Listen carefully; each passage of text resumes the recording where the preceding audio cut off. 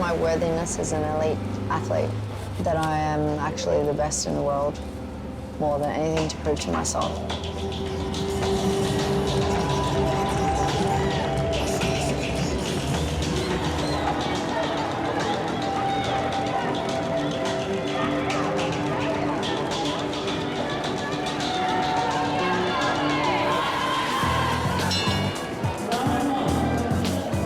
I came in really late in my career with a goal and a dream, and I was just ambitious, and then suddenly I've gone up on the radar, and then suddenly I'm like the best in Australia, and then got ranked in the world.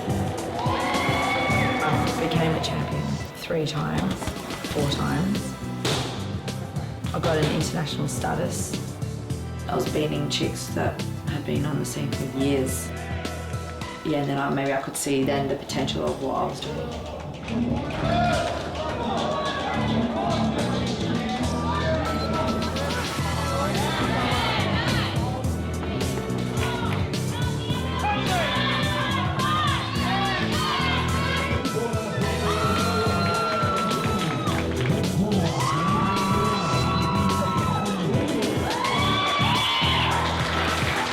Bravo, Bianca!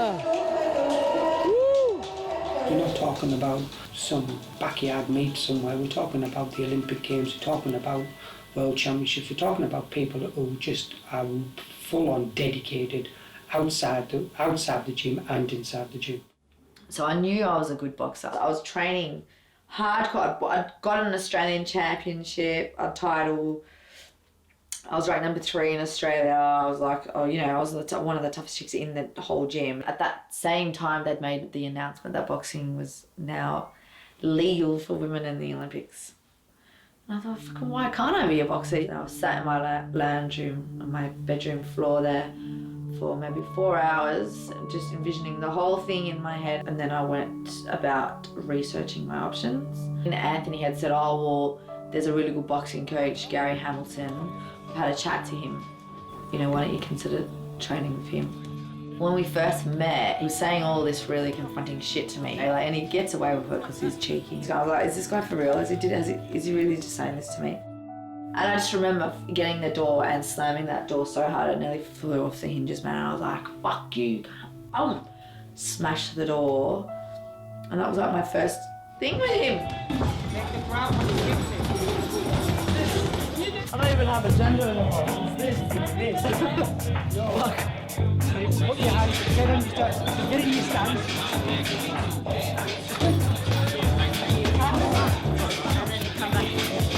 Okay, you're ready.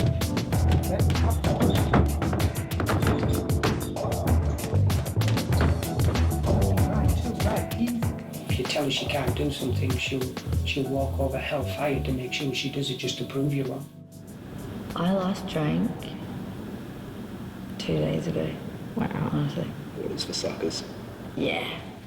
So And have you eaten today? No, I haven't eaten today, and the last thing I ate was a sliver of banana cake yesterday at about 7:30 at night. It's the last hour. That's always the hardest. You're dealing with hundreds of grams. If you're 100 grams over, you're disqualified. Anything can put you completely over your weight division, and then all of your hard work is finished within a minute just because you put on a singlet. I've weighed in naked before. 56. Actually, more times than I've not weighed in naked.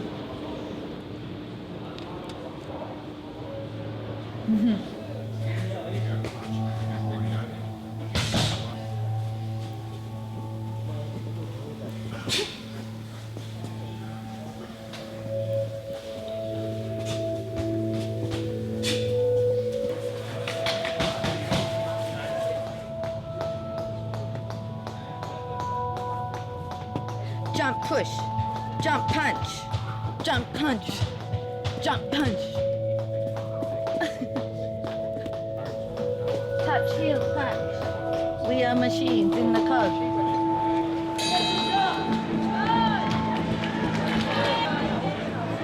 Good, Bianca. Keep your hands up in between.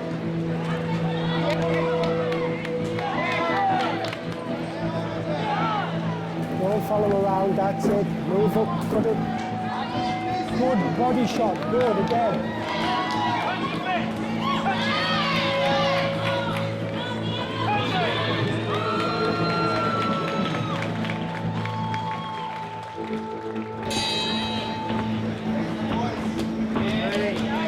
Combination punching, that's it. Yeah, go, yes.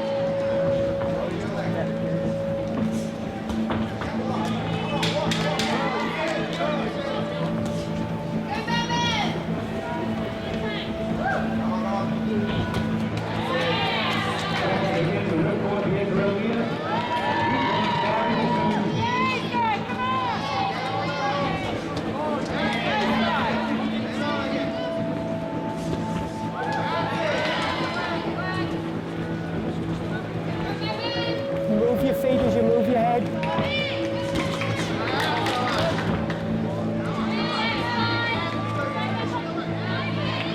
That's it, down the body up to the head. Moving up, watch your chest as you're doing it.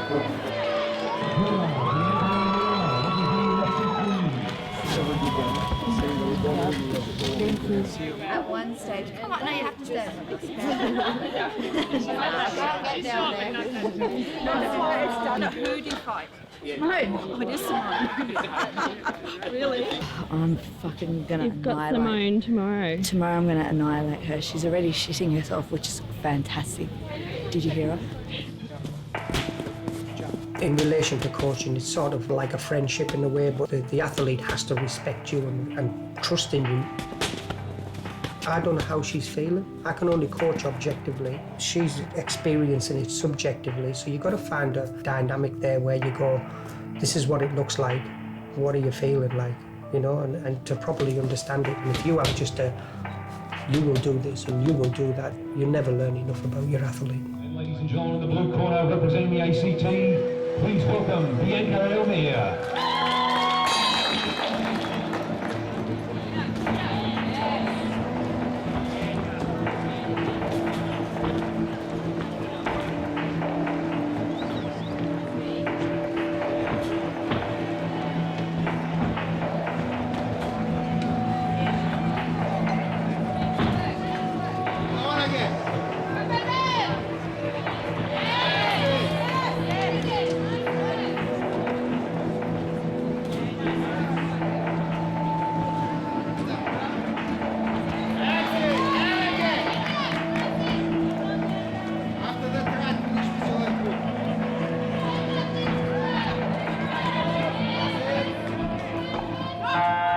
It was awarded to another boxer.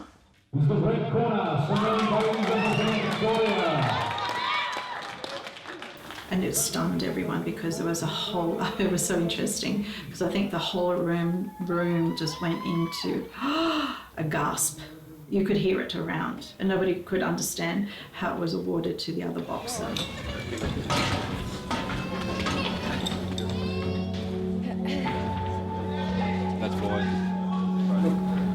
Everybody in the whole place knew she won, except for the three people around the ring who should have known she won. What can you do except give the sport away? Make you go and train somewhere else and do We spend all that time and all that investment into everything, and then to have to cop something like that, it's soul destroying. I don't know how you don't take it personally. I thought she clearly won it. And so did the girl who fought her. Okay, I'll talk to you later. What did you do? I don't know what, like, I'm gonna have to go out there and have a face. That's your assessment. Yeah.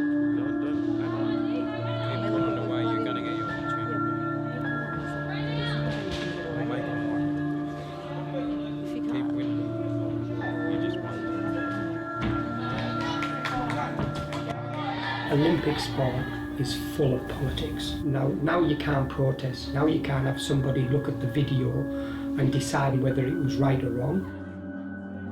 Why does she get robbed of decisions that matter? And why does she win fights that don't matter really in the long run? I don't know. That's maybe to do with her personality as well. But they don't like that out extrovert personality, and they don't want that representing Boxing Australia. They want someone else. I don't know what exactly they want from a person other than to be able to box really well. There are elements in Boxing Australia who've, for some reason, have just really just taken Bianca on. I've struggled to work with the teams always, do the bare minimum. But maybe I just have to put more of an act on and pretend that I enjoy it more. You know, last time I was in the Aussie team, I was so naughty.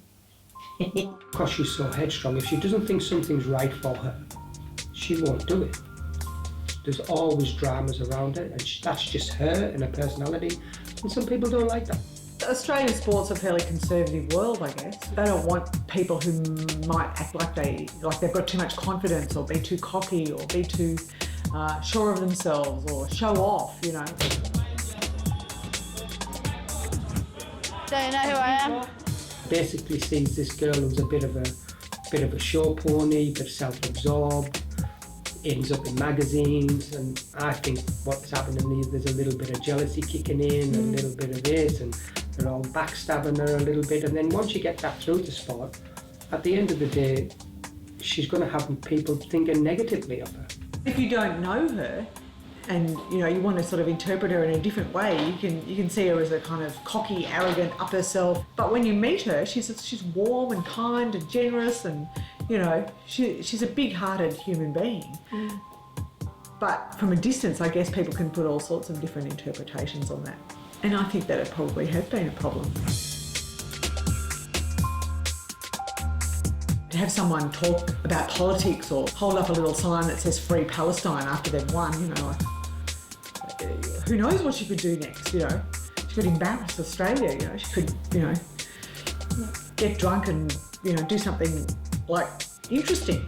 And then where would we be? And she bashed a boy in the school in Lebanon. First punch on I'd ever used my hands to inflict pain on someone Yeah, was when I was with my him on the grandma. ground and she started. I punched him at least 10 times in the head before the teacher pulled us apart.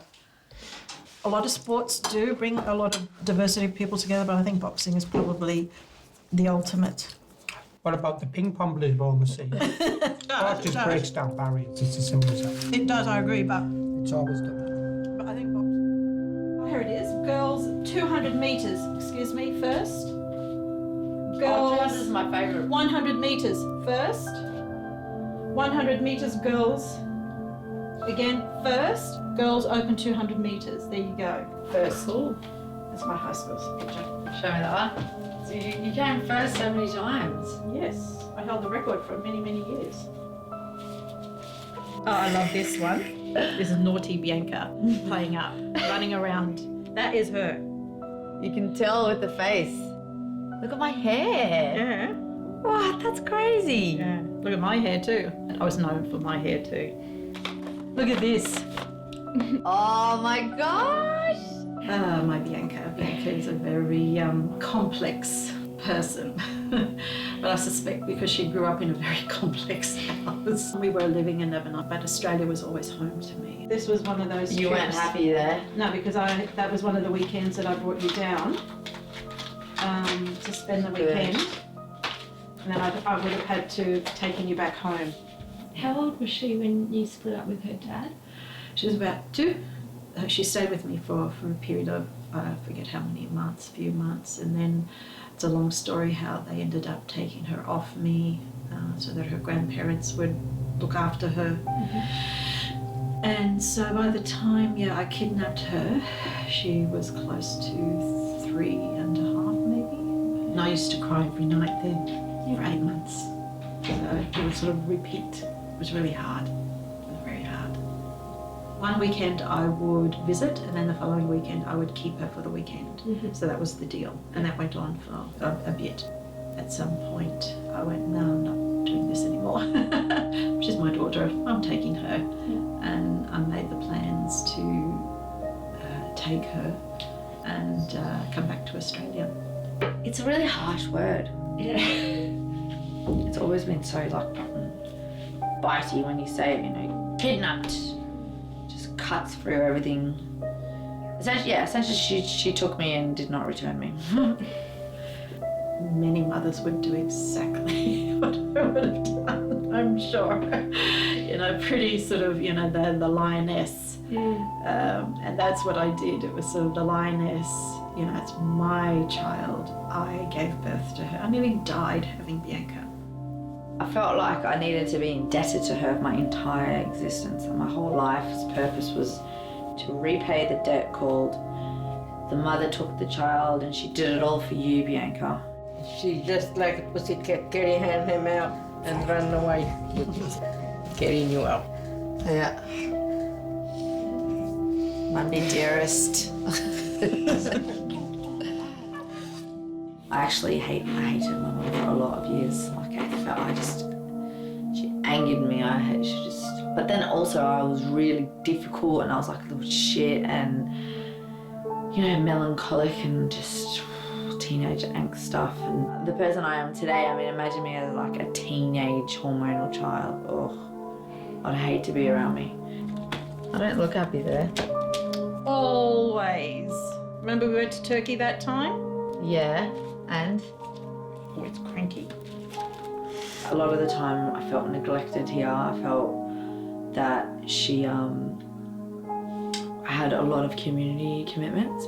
You know, and for her, I mean, that was her maybe finding herself in the community as well and having a sense of purpose. But for me, at 10, 11, 12 years old, I was here most nights on my own. Mm-hmm. You know, and I'd get scared as well. You hear like weird sounds. I'd go to bed with a knife under my bed. That's me. Well, I found that when I was 15, one of the ones you didn't end up cutting up. Yeah. That she was angry at all sorts of things. I don't know whether she took it out on me, not having a father in her life, I don't know. I never really understood, and she wouldn't say anything. I am the mother. You are to respect me and my authority. And then of course I hate authority. And I hate anyone telling me what to do. So then I hated her. And she was really good up to a point, and then it was like overnight. Mm-hmm. It just changed, and I didn't know how to deal with that. Where is that? Lebanon. Mm. That's not even dyed. No, you had natural. That was your natural colour. I think you were about 15, Yeah, that old. 14. Oh, no. If I was Lebanon, I would have been there like 14. Yeah, 14. So how do you guys feel about Bianca boxing then? Elephants in the room. Elephants in the room. Something missing in the life. They're going to express themselves somehow. Well, Yeah, I mean, everyone has their own opinion. Personality, Well, I'm gonna look for you to find you. personality mostly. Oh, yeah, the fact that lost. I'm not married. You lost. I'm gonna look for you to find you. Yeah, I'm lost. Like, I've always done things that are not... Conventional.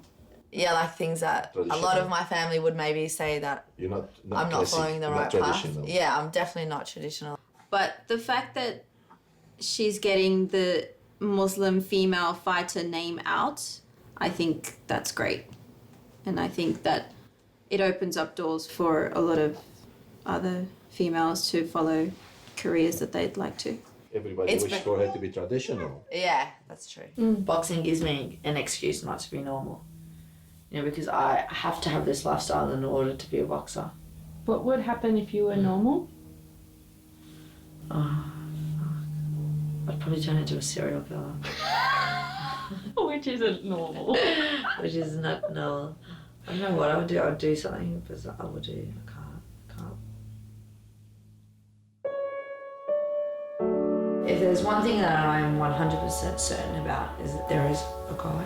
Having a faith in God is what gave me the stamina to continue on and know that above all of this murky waters and really confusing things happening in my life, that there was a purpose for all of that suffering.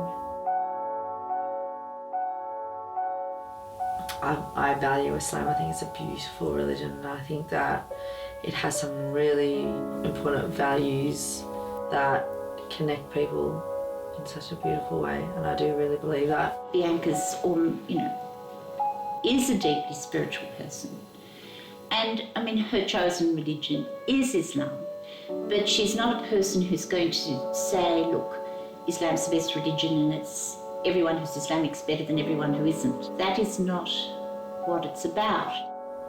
It's a way of life in how I choose to look at the world. And I think that everyone has a purpose and everything that happens has purpose. It gives me an inner strength to know that there is something bigger and greater beyond us. My values are very much influenced by my faith. Just not them, those people.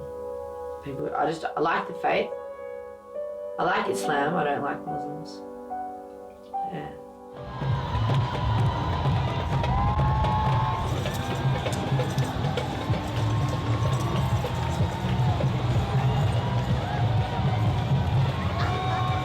I'm so shy right now. I don't know like how to take it.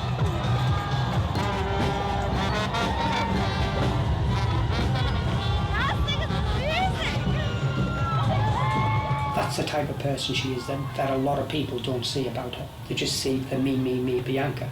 But the me does actually give. This is like really controversial, eh? And what a lot of people don't know about her is the actual, the social side that she puts into women's groups and or disadvantaged groups. She's quite political, she's very smart. She'll give up her time for a cause. She'll go out there and she'll push that and she'll use the success that she gets in boxing and she'll use that to bring attention to that particular cause.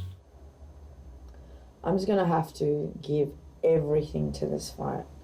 Like, everything. Anyway, I gotta go. I'll see you when I come back with victory. Gold medal and best boxer of the whole tournament. It's all really surreal. But I was really, really chuffed because it's a really quite a high prize to get. It was a big competition. To get this, we'll just put my name on record. There were world champs in that comp, highly ranked women in that comp who've had a lot more experience than me, so to get that. Yeah, it's good.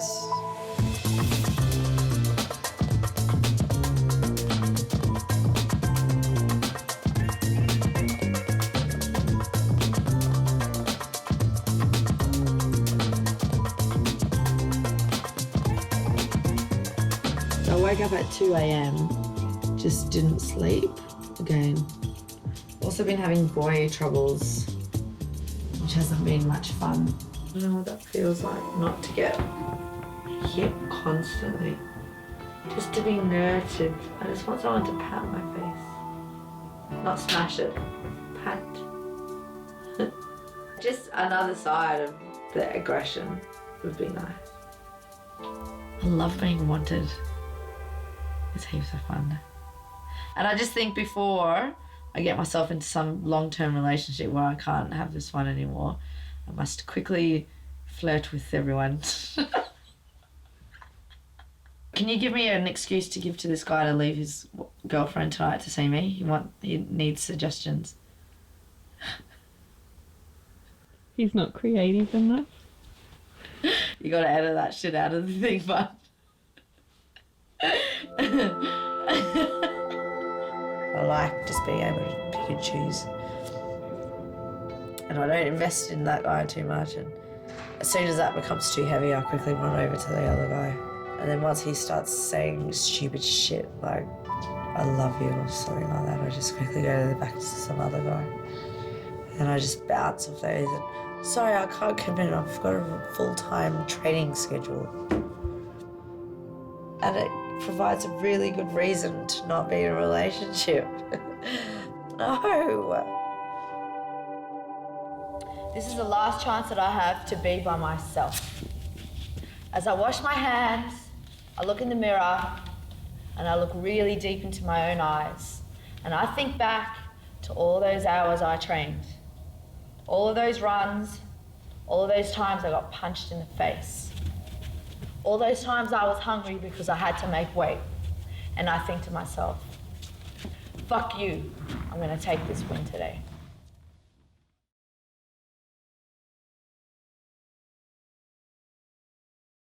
Coming back quick. Okay. Okay. He's the ACT head coach. State coach for the day. Gary, her Gary's coach, has here. handballed me Bianca for the weekend. It's a really sexy ring. I don't know, I feel really like pulled to it. It's my battle, it's my home. I own this space. You are only a visitor, if not an imposter in my space. When I was in there now, I was just like, yeah, feel good. So we've got 2 more kilos to go, and this is when it's a real test of grit, you know, like whoever's got the strongest mind will lose the weight and lose it without too much whinging and stuff. And I've got the strongest mind. You need to be very meticulous about how many times you're weighing yourself a day, what you're eating the day before, remaining as calm as you can so you can lose more weight overnight. I mean, like, it's meticulous detail. And, you know, staying in a very positive headspace while all of that is going on is also the hardest thing. You know, when you're eating ice cubes for dinner, you're like, you know, that you can get in a very dark place in your mind. Oh shit, now I'm kind of over. Oh shit. Did you? Alright. It's not so much can I or can I not cut the weight. I know I can cut the weight, but can I do that and remain clear-minded? It's all the time that is out away from the ring, you know, like they're the most pressing times. You're in despair on your own. I was thinking last night when I woke up, I just had the fight running in my head. I thought that because every time she's going to come in with that. So all then I need to do is just, I was thinking then just feed off that and come back in. Yeah, you don't want to just counter the whole time. You get under those long straights. Yeah, and she's got a really high, long body. Yeah, so if you're slipping ahead, you can come through on the right, bang, bang. Yeah, yeah. Yeah. And you And 'cause she always- love to come underneath. Yeah. And because she always just starts with that. Mm-hmm. She doesn't mix it up too much. It's just, well, she'll do 3 double jabs in a row. Yeah. So you know what she's doing. You can power it too. Boom, boom. Yeah, yeah, yeah. Just let your fist do the talking. Bam, bam. Bam, bam.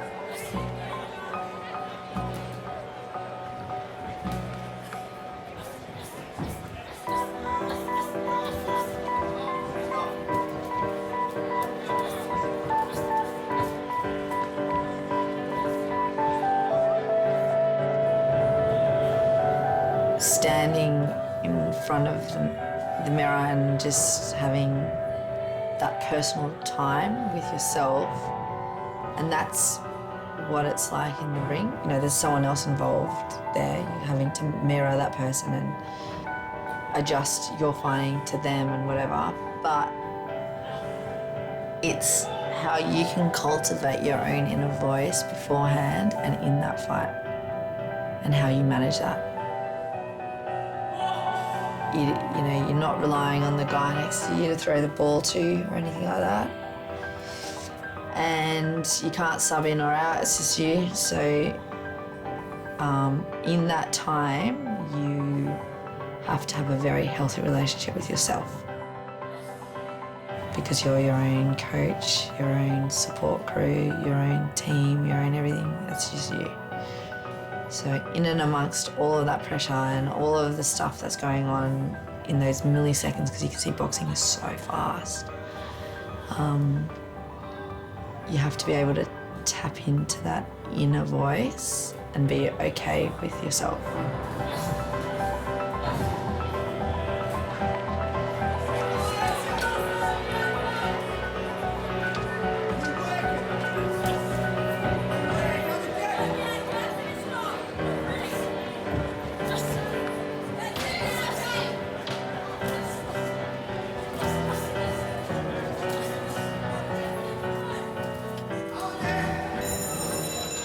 So straight away I saw that blood and I just wanted to go in more harder.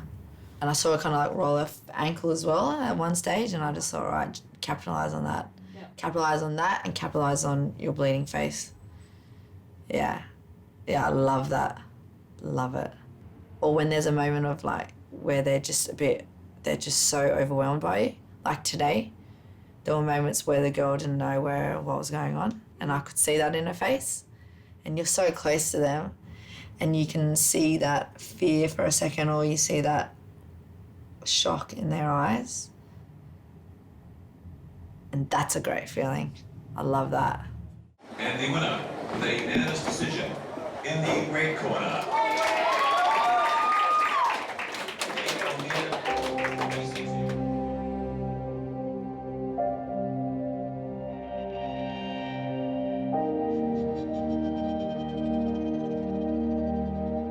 Boxing Australia called to say I was put on a provisional suspension, and so then I just had to leave immediately.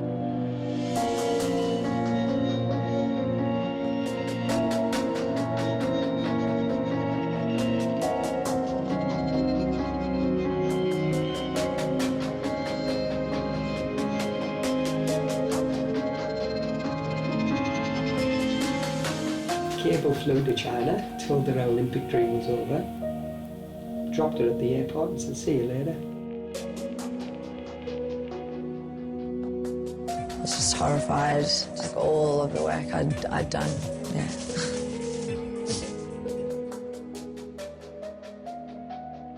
The Asada incident, I think, was unfortunate. It was disappointing. She was desperately disappointed. And this was an occasion where her mother was very supportive. She didn't want me to tell anyone here in Canberra. I didn't even tell my friends. Mm-hmm. No one knew until close to when we had to go to the Court of Arbitration of Sport. We went to the CAS tribunal. It was ruled that she didn't take the drug for performance-enhancing reasons, but she should have known better to take that drug and done her own work, so she's going to cop a ban for it. There was never going to be any winners out of this. I think the losers were both the sport and the individual athlete.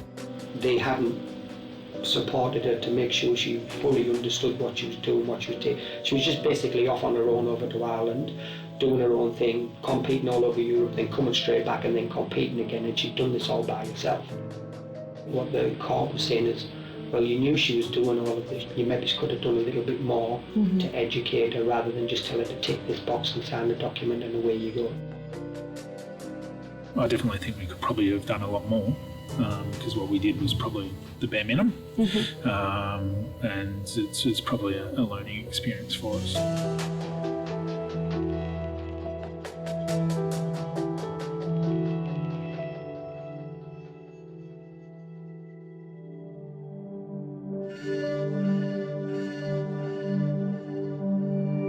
After everything we've been through, she's sitting there crying, drinking water. So I'm required to be at the same space, which I'm happy to be there, you know, and which is 4:30 to 5:30, Monday to Friday, and then weekends I changed it. 7 days a week I'm available for them to test me, so I'm not running away from them. Outside of those hours, which becomes harassment, when they keep turning up, I was then making little strategies to try and avoid them because they kept on turning up and just sabotaging all of the work that I'd done. And the stress of having to think, look out my bedroom window. You know, or they'd come at, and I'm not kidding you, they come at 11 o'clock at night. Then all of a sudden she's got 4 kilos to lose. We were in the gym till 12 o'clock with sweatsuits on trying to get some of the water back out that she just drank. The following day we're trying to get that out again. This is a day when she's supposed to be resting. We're still having to work and sweat out. You can't do that and perform at your optimal level. They started knocking on my door every day, draining me of energy, taking my urine. That went on for hours and hours and hours and hours. Middle preparation of really significant boxing events. When she's in weight loss mode and she's needing to be fit, every time they test her, it wreaks havoc on her body. And literally forcing me to drink litres of water. She was basically kneeling on the mats like this with a bottle of water in her hand, just crying, dripping with tears, drinking this water. If she doesn't weigh in for this first fight, that's it. It's done. Asada literally were testing Bianca ridiculous amounts of times. No one humanly possible could have endured the physical consequences of the amount of testing that they conducted on her. Leading up to really major competitions, rather than me focusing on all of this thing that me and Gary have created over the years, which is an ongoing project of learning how to box, the highly technical sport of boxing in which your mind has to be completely absorbed in. And rather than even trying to consult that, I'm thinking, is that Asada outside? Is that Asada? Testing someone 4 or 5 times in a 10-day period is not random. They've specifically targeted her. Whoever's providing them information is somebody who they believe's opinion is in high regard. And the only people who would have that sort of power would be in Boxing Australia. Sometimes I feel like I'm about to fall over on one side, either with work or training or my social life. And I feel like I've thrown myself too much into one way or another. I'm getting through a lot by support from my friends, so if I feel like I'm about to burn out, I go, oh my God, I'm gonna burn out, help me. And then I just get the reassurance that I'm doing a good job, it's okay. I don't like feeling like I don't like disappointing people. She's easily distracted, charmingly distracted, you know, and distractible. So she can be, you know, caught up in lots of different activities and have, you know, that sort of complexity of character that as an athlete is sometimes, you know, detrimental, really, for the achievement of the goal of winning the competition and getting to the top and getting that gold medal, because it's, you know, it can't be taken, you can't do everything. You know, you can either do that or you can live a complex, multi-layered, interesting life. Yeah. And I think that it's hard for her because she really clearly wants to do both. I find myself in Canberra so cramped up and strangled by the lack of passion, and I just find myself supplementing my depression via very quick fixes, going out with my friends, or my trigger when I'm bored. When I'm bored, it's no good at all. Leading up to the World Championship trial, she's out in Civic with a friend's birthday. She says, I didn't drink. Well, I know you didn't drink, but you're out till 4 in the morning when you should be asleep. What are you actually sacrificing? I mean, she trains the house down. Her training, professional-wise, spot on. But it's everything after training. The lifestyle stuff. She wants it. She's got to be eating properly, sleeping properly, and giving all of that stuff up. And she's as dedicated as anybody I've met inside, but then outside, she's not. I know him very well, he knows me very well. We're on the same page. How would you describe your relationship with Bianca? Turmoil. Love. Is that right? I just want your affirmation. Okay, thank you. The reason why me and Gary have had such a functional relationship is because he hates authority himself. Does it have a father-daughter dynamic? Oh, I hope not. Absolutely. She tries to call me daddy, but I'm probably not old enough to be a daddy anyway, so... And I'm certainly prettier than to be a daddy, so... Daddy, daddy. I've got my foot on the outside. She's going to go, oh, yes, yes, yes, yes, absolutely. Move it. Ready? Yeah. No, say no. Alright, well, fuck. I can't get out of it. I gotta just take responsibility. The good and the bad and the ugly. Hello, how are you? What are you doing? Oh. So, the last kilo wouldn't come off, Gary. I tried my fucking hardest. I got up at 4:30 this morning and my body just wouldn't respond at all. And I give you my word, I've tried my hardest in the last 2 weeks. So I had to go up to 57. No, I'm not. My body's fucked. So they'll do the draw later on. And Her ideal weight, to be honest, is about probably 54 kilos, but I don't think she can get her head round to doing that again. Because it's just a psychological battle in itself, just to make the weight. I'm about to board my plane. I've had some serious reflection time. So I was down on myself because I couldn't make the weight. I'd just pushed my body so far. You know, and Gary got very disappointed with me, which has been heartbreaking. I'm very isolated and I got very afraid of that loneliness again, but I also know that that is what's required to get to complete excellence, and I could be number one in Stockade or number one in Canberra or even number one in Australia, but that's not good enough for me. The decision for me is that I do want to give everything to it. I know I can be number one in the world. 100% know I can do that. I can apply myself completely to it and then I fail. And I'm really scared of that failure.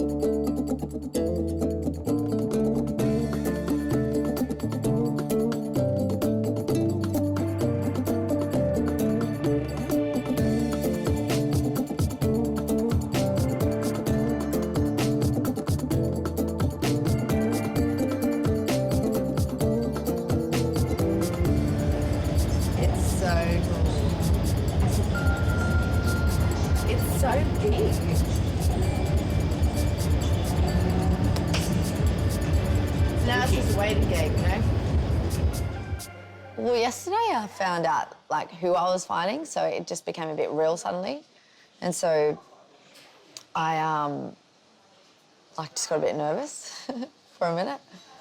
Oh my God! And then I started playing like mind games, like, okay, I've drawn India, like it started fucking feeding all kinds of stuff in my head. It's so funny. I do well and truly believe that I can win this. And in the past, I feel like maybe it was a bit more of a flighty dream and something that sounded quite good. Maybe deep down, in the depth of my heart and mind, I didn't really believe it somewhere. Whereas now, I feel like I can stand in front of anyone and go toe-to-toe with them. I'm in the ring with someone in front of me. We're both trying to punch each other's heads in. I'm going to try and punch her head in more than she's going to try and punch me. Yes, I've earned this spot. Your brain telling you you're not good enough, or I'm not fast enough, or I'm not strong enough, or I'm not fit enough, or I'm not skinny enough, blah, blah, blah, all of those stupid shit.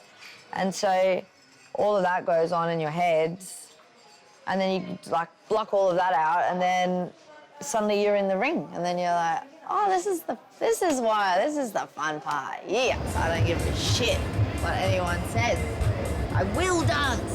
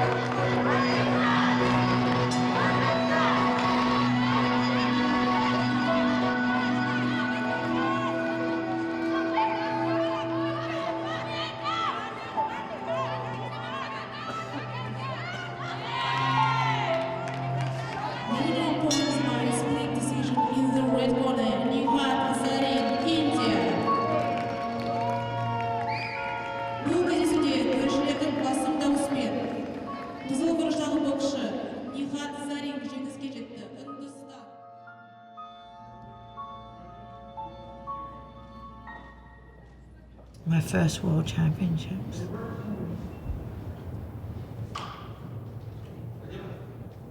I don't want to go back to the hotel ever again. I must run away. I lost my boxing brain, and the boxing brain is the one that allows you to work on milliseconds and strategize and have reflexes and outsmart your opponent. And I didn't outsmart her at all. I just came in like a bull. That takes guts and,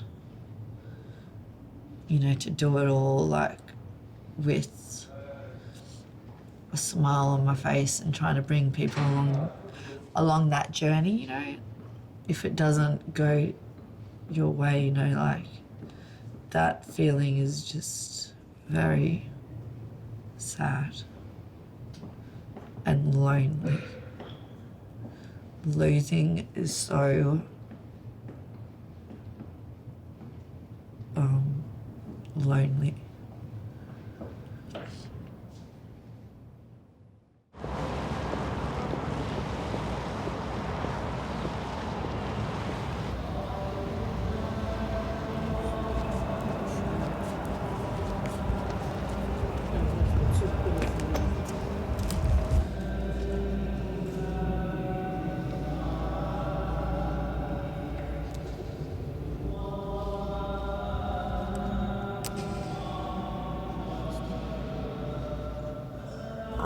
I'm ashamed of my performance.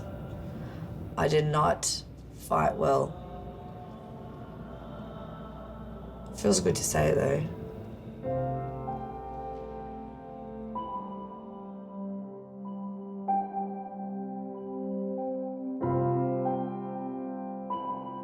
I was disappointed not in myself, but just for her.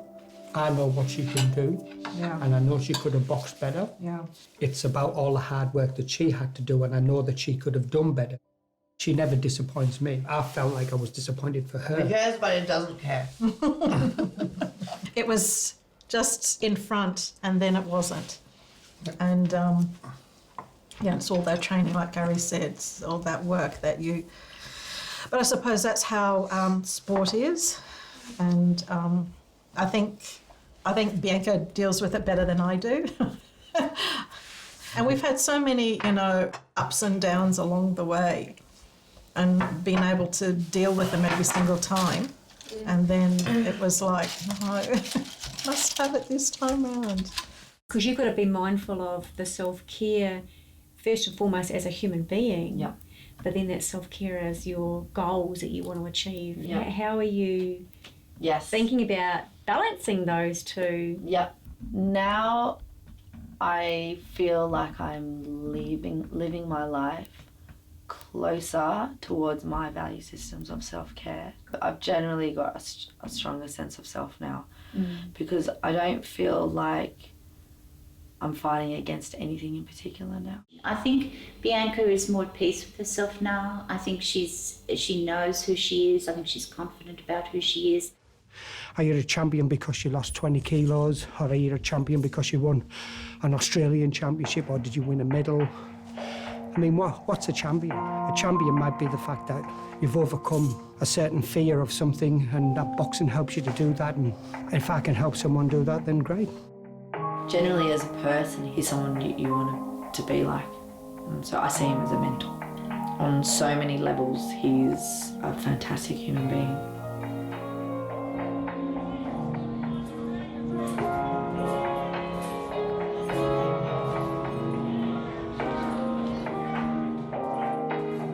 Okay, I gotta keep cleaning. Keep going. Cool, this is great. You guys are motivating me to do this shit. Now I'll strip my sheets.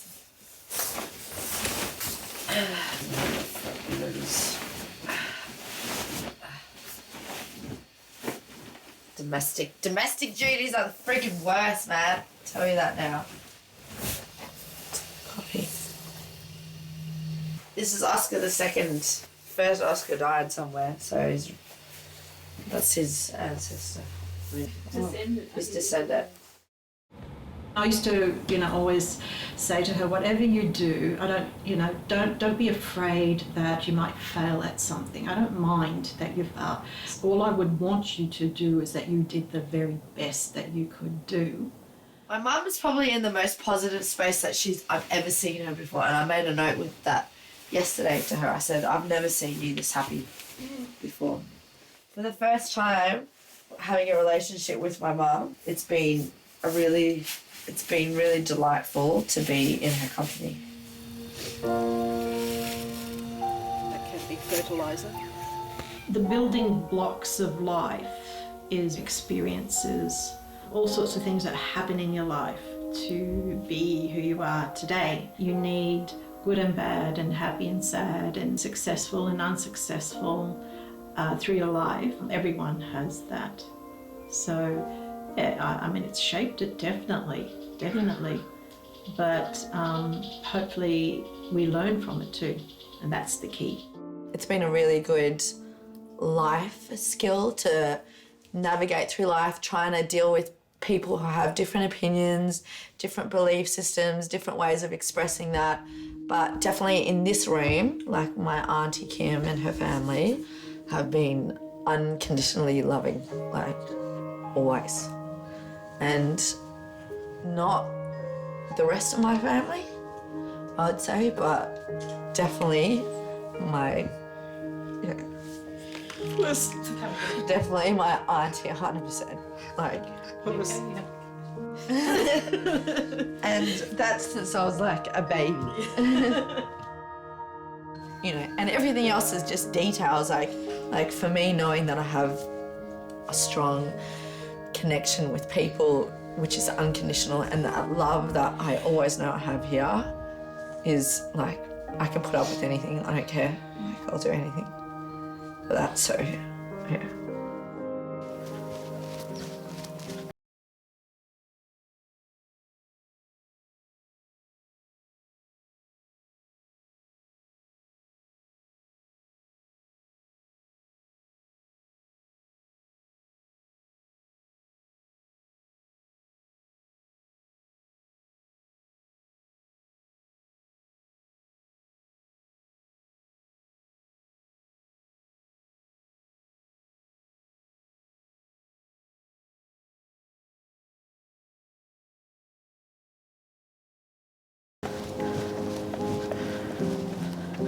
Disappointment doesn't scare me. Like losing something doesn't scare me anymore because I've lost things in the past and I'm not scared of it. And it's almost like the less that you're scared of it, the more you can just embrace it and go, you know, it's a part of life and there's nothing I can do about it.